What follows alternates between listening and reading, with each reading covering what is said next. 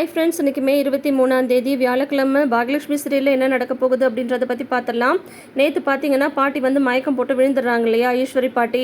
உடனே கோபி வந்து ஐயோ அம்மா என்னாச்சுமா அப்படின்ற சொல்லி கேட்குறாங்க. அப்போ பார்த்தீங்கன்னா நான் இன்னும் காலையிலேருந்து காஃபியும் குடிக்கல, சாப்பிடவும் இல்லை, அதனால சுகர் வந்து லோ சுகர் ஆகிடுச்சு அப்படின்ற மாதிரி ஈஸ்வரி பாட்டி வந்து சொல்கிறாங்க.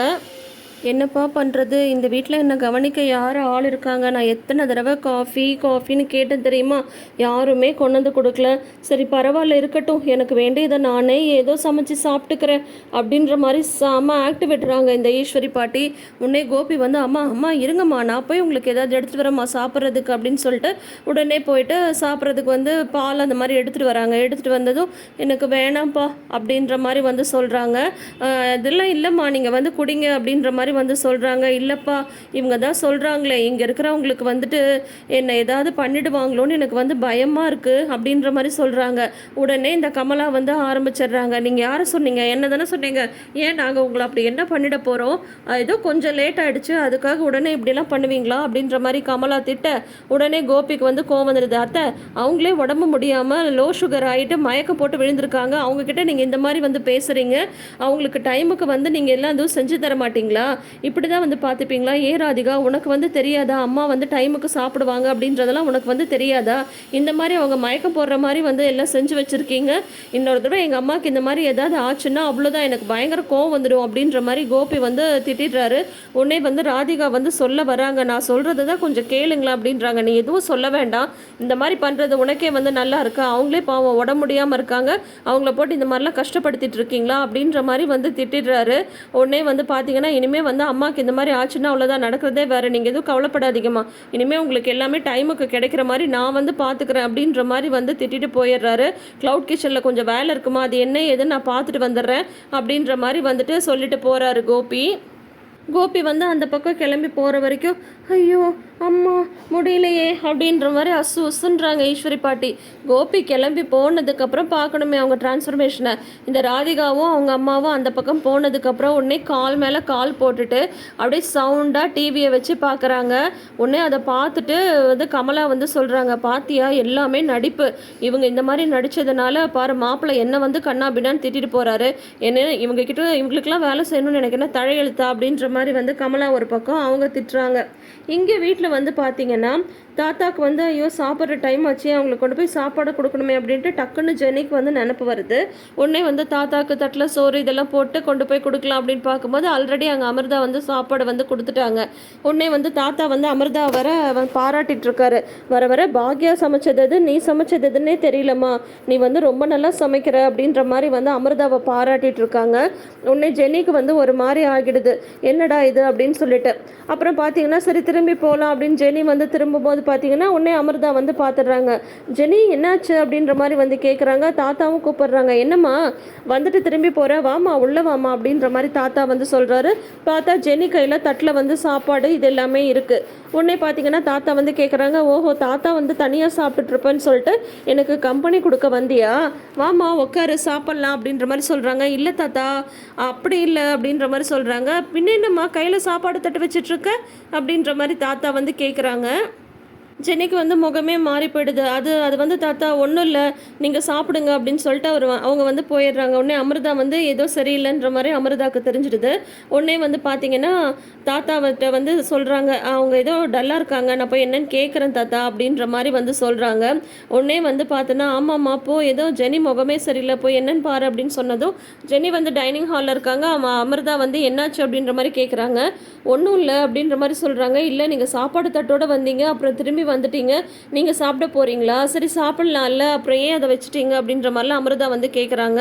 அப்புறம் ஜெனி வந்து சொல்கிறாங்க, இல்லை இந்த மாதிரி வந்து நான் தாத்தாக்கு வந்து சாப்பாடு கொடுக்கலான்னு வந்தேன், அதுக்குள்ளார நீங்கள் கொடுத்துட்டீங்க அப்படின்ற மாதிரி சொல்கிறாங்க. ஐயோ நீங்கள் வந்து சாப்பாடு எடுத்துகிட்டு வருவீங்கன்னு எனக்கு தெரியாது ஜெனி, சரி வேணா தாத்தாக்கு இனிமேல் நீங்களே சாப்பாடு கொடுங்க அப்படின்ற மாதிரி அமிர்தா வந்து சொல்கிறாங்க. உடனே பார்த்தீங்கன்னா ஜெனி சொல்கிறாங்க, இல்லை இல்லை நீங்கள் தானே கொடுக்குறீங்க, நீங்களே கொடுங்க அப்படின்ற மாதிரி மேலே பாப்பா அழுவா நான் போகிறேன் அப்படின்ற மாதிரி சொல்லிட்டு போயிடுறாங்க. ஜெனி இப்போ எல்லா எல்லாத்தையுமே ஒரு மாதிரி தப்பாகவே வந்து ஹேண்டில் பண்ணிகிட்ருக்காங்க. அவங்களுக்கு என்ன பிரச்சனைன்னு தெரில. செழியன் விஷயத்தில் அவங்க நடந்துக்கிறது ஓகே. பட் இப்போ பார்த்தீங்கன்னா அமிர்தா மேலேயும் அவங்களுக்கு வந்து ஒரு காம்ப்ளெக்ஸ் மாதிரி வந்துடுது. எல்லாரும் எல்லா வேலையும் அமிர்தாட்ட தான் சொல்கிறாங்க. நம்மளை இந்த வீட்டில் எல்லாரும் ஒதுக்குறாங்க அப்படின்ற மாதிரி இப்போ அவங்க நினச்சிட்ருக்காங்க. ஜெனி எப்படி இருக்கீங்க ஜெனி? ஜெனி வந்து நீங்கள் ரொம்ப ரொம்ப க்யூட். எங்கள் எல்லாருக்கும் உங்களுக்கு ரொம்ப பிடிக்கும். ஆனால் நீங்கள் இந்த மாதிரி நடந்துக்கிறது ஏன்னு தான் தெரியல. சரி பார்க்கலாம். இதை வந்து பாக்யா வந்து சரி பண்ணிடுவாங்க. எப்படி சரி பண்ணுறாங்கன்னு பார்ப்போமே. இப்போ இங்கே வந்து இந்த மாதிரி போயிட்டுருக்குங்களா. அடுத்தது வந்து பார்த்திங்கன்னா அங்கே வந்து இந்த கமலா வந்து ராதிகாக்காக ஆப்பிள் கட் பண்ணிகிட்ருக்காங்க.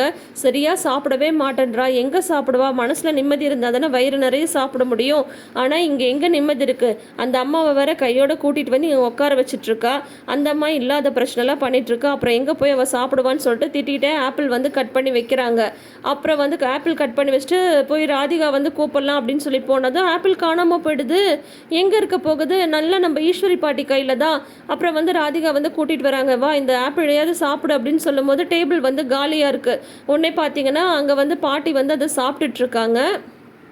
என்ன நீங்கள் இந்த ஆப்பில் நீங்கள் வந்து சாப்பிட்டுட்ருக்கீங்க, இதை நான் ராதிகாக்காக கட் பண்ணது அப்படின்ற மாதிரி வந்து சொல்கிறாங்க.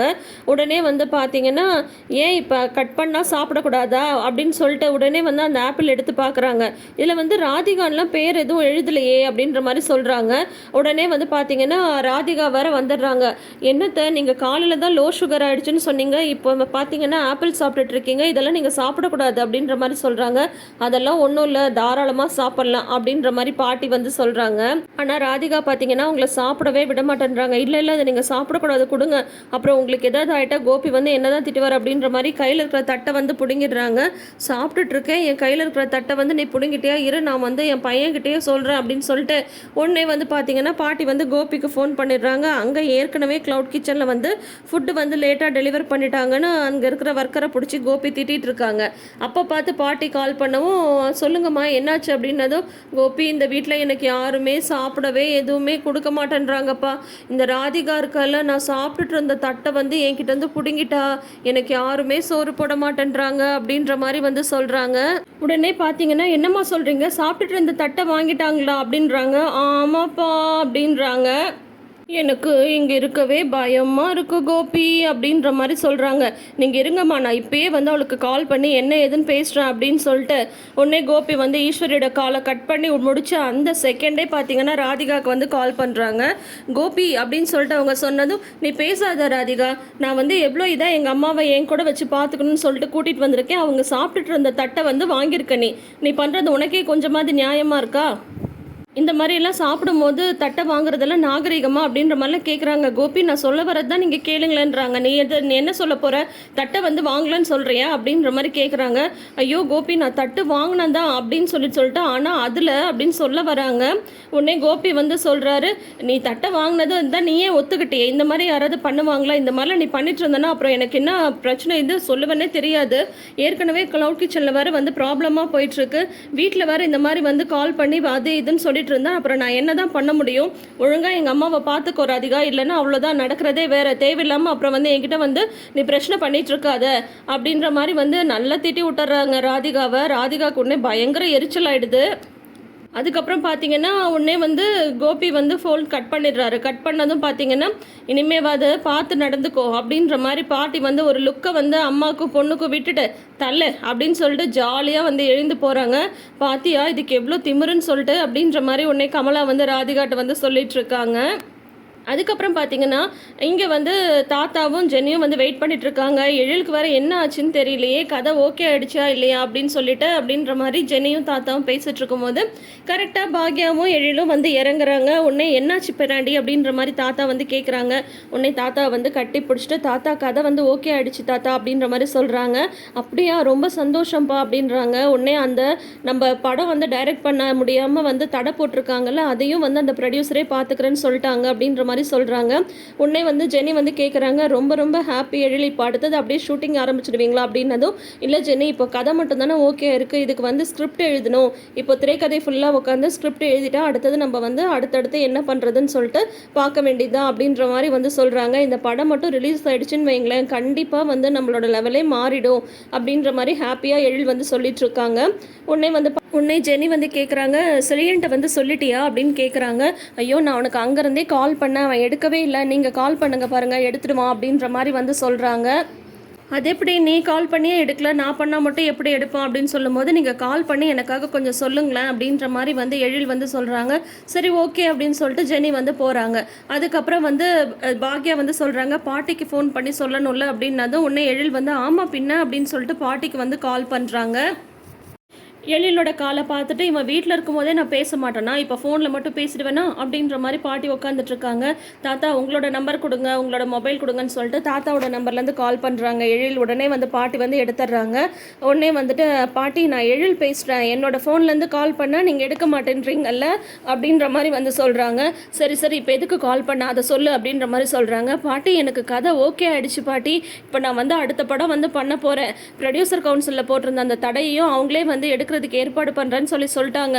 ஸோ இப்போ நான் வந்து இந்த படத்தை பண்ணிட்டேன்னா நான் வந்து நல்லா வந்துடுவேன் பாட்டி அப்படின்ற மாதிரிலாம் எழில் வந்து சொல்கிறாங்க. அதை கேட்டுட்டு பாட்டிக்கு வந்து பயங்கர ஹாப்பி ஆகிடுது. ஆனால் அதை வந்து அவங்க எதுவுமே காட்டிக்க மாட்டேன்றாங்க. ஓ அப்படியா சரி அப்படின்ற மாதிரி சொல்கிறாங்க. என்ன பாட்டி அவ்வளோதானா அப்படின்ற மாதிரி வந்து சொல்கிறாங்க.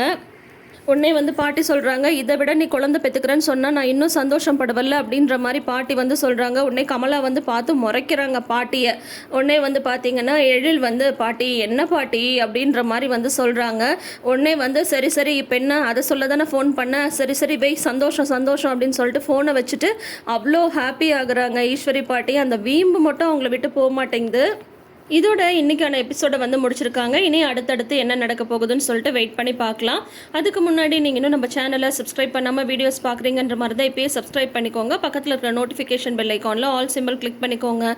கூடவே இந்த ப்ரிவ்யூ பற்றின உங்களோட கருத்துக்களை மறக்காமல் ஷேர் பண்ணுங்கள். தேங்க்யூ.